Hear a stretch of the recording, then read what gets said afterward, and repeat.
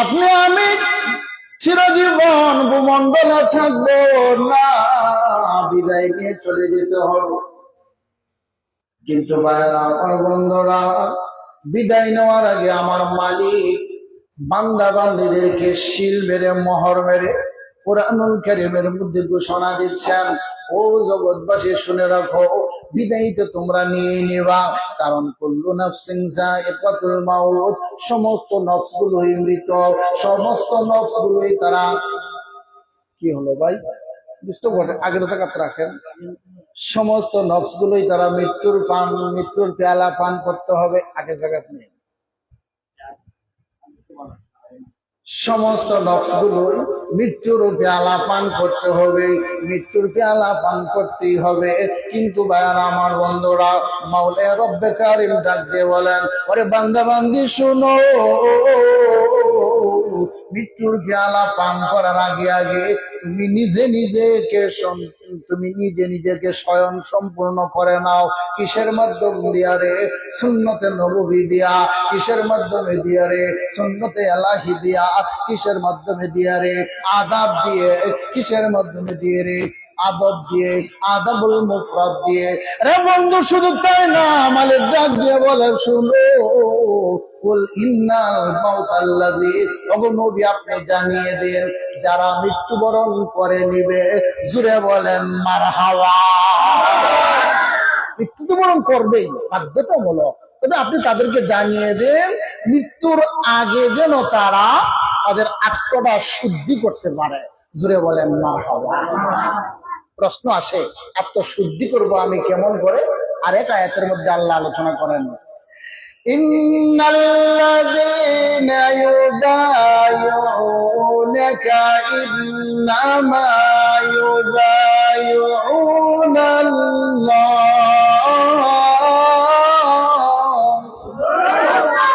আপনি তাদেরকে জানিয়ে দেন তারা আত্মটা শুদ্ধি করবে বাইয়াতে রাসূলের মাধ্যমে। জুড়ে বলেন মারহাবা। রে বন্ধু, সৃষ্টির লগ্ন থেকে নিয়ে 2025 সাল পর্যন্ত চলে এলো, বায়াতে রাসূল গ্রহণ করবে কোথায়? রাসূল তো জমিনে নাই, রাসূল তো দরায় নাই, বায়াতে রাসূল গ্রহণ করবে কোথায়? মালিক ডাক দিয়ে বলেন, ওয়া'লামু আন্না ফীকুম রাসূলুল্লাহ। জুড়ে বলেন মারহাবা। রাসূল দরায় নাই, রাসূল জমিনে নাই, হা হা, তোমরাও দেখো না, কিন্তু জেনে রাখো, ওয়া'লামু, নিশ্চয় যেখানে আমি মালিক রয়েছি, ফীকুম সেখানে, আন্না নিশ্চয়, রাসূলুল্লাহ আমার রাসূল রয়েছে। মারহাবা কই গেছে? আরে জোরে। যেখানে আল্লাহ নিজে রয়েছেন সেখানে উনার রাসূলও রয়েছেন। কথাকার আল্লাহ। যেখানে আমি রয়েছি সেখানে আমার রাসূল রয়েছে, কিন্তু জেনে রাখো, রাসূল যখন তোমরা পাও নাই, রাসূল ধরার মধ্যে নাই, রাসূলকে তোমরা দেখতে পাওনি, কেমন করে বায়াতে রাসূল গ্রহণ করবা? বায়াতে রাসূল গ্রহণ করার জন্য রে মালিক 10টা স্কেল দিয়েছেন, যার মধ্যে 10টা স্কেল মিলবে তার কাছেই তোমরা বায়াত হবে। আর এই বায়াতটারে মালিক বায়াতে রাসূল হিসেবে গণ্য করে নেবে। জুড়ে বলেন মারহাবা। কয়টা স্কেল? 10টা। আর এই 10টা স্কেলের কথা সূরাতুল মুমিনুনের মধ্যে আল্লাহ আলোচনা করেছেন। সবগুলো করতে গেলে লম্বা সময়ের দরকার। ফার্স্ট যে আলোচনাটা মালিক করেছেন সেটা কালামুল্লাহ শরীফের মধ্যে আল্লাহ এভাবে আলোচনা করেছেন, قد أفلح المؤمنون।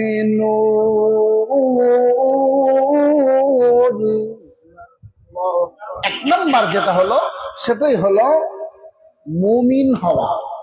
সুবহানাল্লাহ বলেন। কি হওয়া? মুমিন হওয়া। আর মুমিনের শর্ত হলো 7টা। এই 7টা শর্ত যে পালন করে সে মুমিন হয়।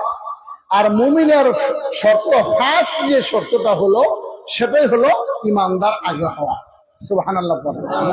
কারণ ইমান যদি না থাকে, 7টা না 321টা পালন করলেও মুমিন হইতে পারবে না। আর যদি ইমান থাকে তাহলে সে মুমিন হতে পারবে 7টা শর্তেই আনাফ। এই 7টা শর্তের মধ্যে মূল যেটা সেটা হলো ইমানদার হওয়া।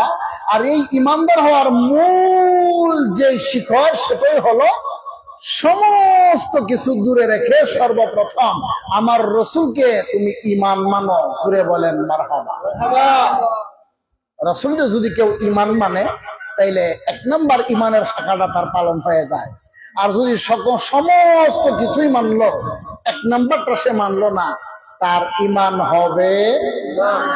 কিয়ামত পর্যন্ত সময় পেলেও ইমান সম্ভব না। আর আমল করে ইমানদার হওয়া যাবে না। যদি সে ইমান পরিপূর্ণ থাকে, আদনা থেকে আদনা আমল করে, মালিক যেই 10টা স্কেলের কথা আলোচনা করেছেন সেই 10টায় পালন করতে পারলেই সে ইমানদার হয়ে যাবে, মুমিন হয়ে যাবে। কিন্তু ইমানদার ছাড়া মুমিন হওয়া যায় না, কিন্তু মুমিন ছাড়া ইমানদার হওয়া যায়। জুড়ে বলেন মারহাবা। ইমান ছাড়া মুমিন হওয়া যায় না, কিন্তু মুমিন ছাড়া ইমান পাওয়া যায়। কারণ দেখবেন এক যুদ্ধের কথা আলোচনা করেছেন এক সাহাবী, আল্লাহু আকবার। উনি রসুলের চেহারা মুবারক দেখে রসুলের প্রেমে পড়ে গেছেন। সুবহানাল্লাহ পড়েন। রসুলের চেহারা মুবারক দেখে রসুলের প্রতি সে মুগ্ধ হয়ে গেছে। দিলে দিলে সে বলতেছে, আমি যদি আজকে এই আবু জাহেল, আবুল আহাব তাদের অধীনে না হইয়া আমি যদি মুহাম্মদুর রাসূলুল্লাহর অধীনে হইতাম তাহলে আমার জীবনটা সার্থক হতো। সুবহানাল্লাহ। উনি কিন্তু কোনো মুসলমান না, কাফের। যা জিনাকে নিয়া প্রতিদিন সকালে আইসা রাস্তার আনাচে কানাচে খেপ পেতে বসে থাকে। মুহাম্মদ যে দিকটা যাবে তাকে আক্রমণ করবে, কতল করবে, নির্যাতন করবে, লাঞ্ছিত করবে, অপমান করবে। নাউজুবিল্লাহ পড়েন। রে বন্ধু, রাসূল আরবি পাহাড়ের নিচে দিয়া হেঁটে যাচ্ছে। ইতিমধ্যে কাফের বেঈমানের দলেরা চতুর্দিকে পাকড়াও করেছে, আমার রাসূলকে আক্রমণ করবে, আমার রাসূলকে তারা কতল করে ফেলবে। কিন্তু জেনে রাখুন ওরে বন্ধু,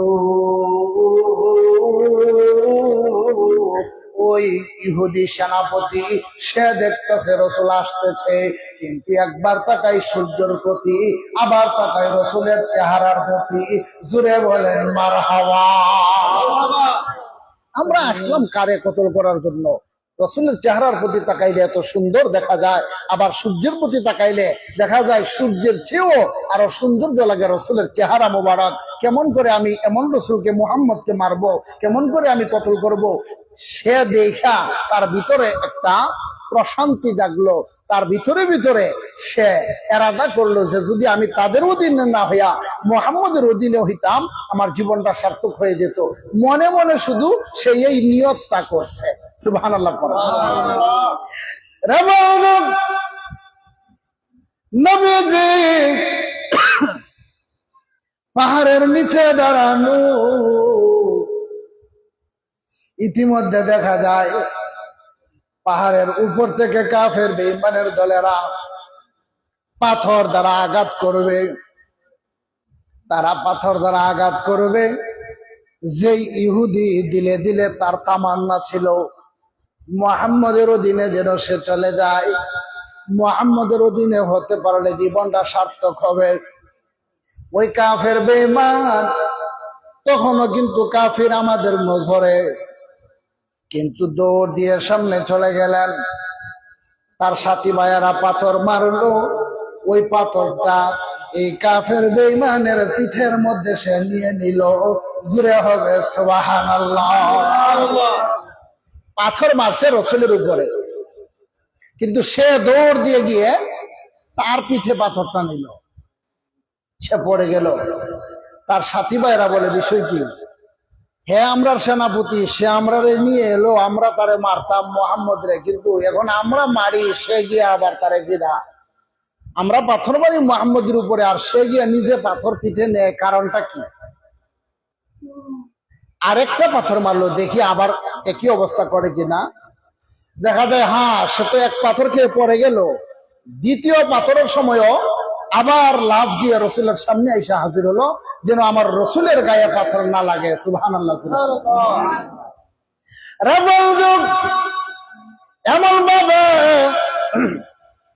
তৃতীয়বার পাথর মারলেও তৃতীয়বারের বেলাও এমন আচরণ সে করলো। কিন্তু তারা যখন দেখলো আমার সাথী ভাই গিয়ে পাথর ফিরিয়ে ফেলে সবাই চলে গেল, এই লোকটা এখানের মধ্যে পড়ে রইল। কিন্তু জেনে রাখুন, লোকটা কথা বলতে পারে না, লোকটা অজ্ঞান হয়ে পড়ে রইল। রসুল আরবি তাকে ধরে তুললেন, নূর মুবারকের হাত দ্বারা তাকে স্পষ্ট করলেন। ইতিমধ্যে দেখা যায় তার চেহারাটা পাল্টে গেল।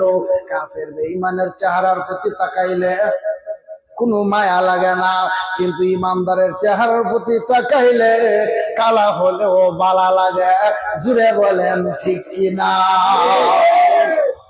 দেখবেন আমাদের দেশেও আছে কত মানুষ, অনেক সুন্দর সুন্দর মানুষ, কিন্তু ইমান সহি না থাকার দরুন তার চেহারার প্রতি তাকাইলে যেমন ভিতরে একটা জাগনা দেয়, ভিতরে একটা জাগনা দেয় যে সে আমার রসুলের প্রেমিক না, কিন্তু ঠেলা গাড়ি ভাই,